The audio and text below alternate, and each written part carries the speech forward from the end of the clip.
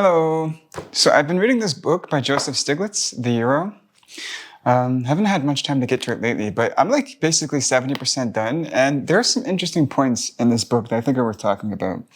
So the book is called The Euro and its Threat to the Future of Europe. And it's basically an argument against a common currency in the European Union. He's not arguing against the European Union. He thinks European unity is good, but he thinks the euro is a mistake. He goes on first to talk about like the comparisons between America and Europe and how they're actually not comparable, even though Europeans, at least politicians, would hope that they were, but they're not. So, for example, I think the federal budget in the United States is much higher than the European Central Bank budget. I think the European Central Bank has 1%. In the United States, I believe it's much higher than that, like 30 or 40%. So there is one difference that would result in the euro not working.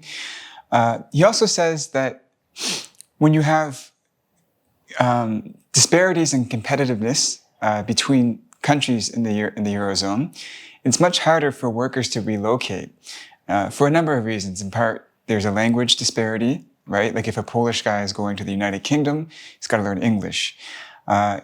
Also, there's no like the Polish guy doesn't have family in the United Kingdom. And it is a much bigger commitment to go from Poland to the United Kingdom. Whereas in, let's say, like the United States, going from, I don't know, like Ohio to Texas is not that big of a deal. It's usually just a couple of hours by plane. And in addition to that, you could even have family there. You're going to speak the same language. So it's much easier in America when there's, say, like Texas has a competitive advantage in the energy sector. And so energy companies move to Texas. It's much easier for them to do that as opposed to people from Poland or businessmen from Poland going to the United Kingdom. So that's another reason why he argues against the euro. Another thing he talks about is that the euro makes it hard for countries that have been hindered by economic crisis to be competitive again, because it happens in twofold. On the one hand, there's a uniformity in interest rates. And some countries, it's harder for them to basically increase their exports if they can't devalue their currency, right? Because devaluing the currency is the way to increase exports. And if you can't do that, it makes it harder for you to become competitive if there's an economic downturn. And if the interest rates are fixed by wealthier countries like France, Germany, then, of course, the issue becomes that it's going to be too high for you to be competitive. So there's that. And then the other thing he talked about was that the way that now the Eurozone countries do engage in competitive devaluation is by suppressing the wages of labor, which that has its own basket of problems as well, which eventually just results in you shrinking the amount of exports that you can actually bring out because you're not hiring as many people. Another interesting point he does bring up as well is the austerity policies. So Germany has a very strict notion or a strict approach towards debt. And they try to push this on to other countries. In fact, he analyzes the Greek case a lot. And he said in the book that, for example, if the Greeks didn't adopt the austerity policies that Germany wanted, that there was a good chance, there was a good possibility that they would be removed from the European Union. So big countries that are more financially strict and can afford to be financially strict force it onto countries that can't afford it. And he doesn't say that austerity across the board is bad, but he does say that some austerity is worse than others, and you got to pick and choose. So, for example, he talks about how you want to remove unproductive debt. That's probably a good idea, right? You don't want to give up more loans to unproductive debtors. But if you shrink the rate of growth for loans too much, well, most companies, for example, don't have huge net profit margins, and it takes them, and so as a result, they can't build their cash position year over year heavily.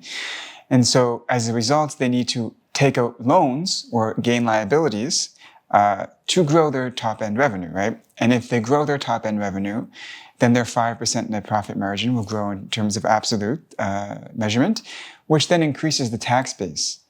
But if companies can't take out loans to grow their revenue, and they don't have a lot of cash to grow their revenue, then the issue becomes that your tax base also shrinks. And now because you can't print the money that you have your loans in, that means the interest rates that are, again, set high because of the wealthy countries setting them, also it just compounds onto you not being able to keep up with the interest payments.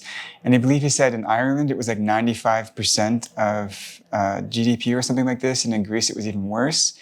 I'm not sure about the numbers, but basically these smaller Eurozone countries were having too much debt buildup because the austerity policies forced onto them, right? So the idea here is that you want to continue to give loans, but only to productive people. And this brings out another point, which is that the continuous protection of banks in the Eurozone, that he says that happens in the United States as well, is also a problem, because the reason why unproductive loans, in part, manifest is because banks don't have to be as discriminatory as a result of getting bailed out. He says if banks aren't bailed out, then they're going to have to be a lot more discerning in terms of who they loan to, which will result in more productive loans.